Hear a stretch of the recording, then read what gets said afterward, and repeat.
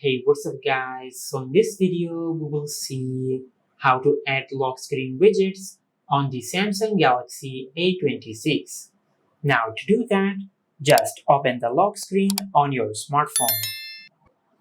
Now from here, just tap and hold on the lock screen on your smartphone. Now just tap on Add Widgets.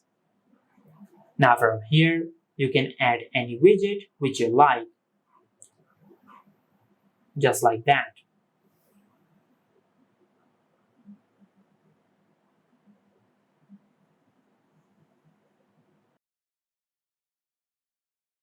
Now from here, once you have added the widget which you want, just tap on Done. And this is how you can add lock screen widgets on the Samsung Galaxy A26. If you found this video helpful, please like the video and subscribe to our channel and hit the bell icon to get notified when we upload a new video.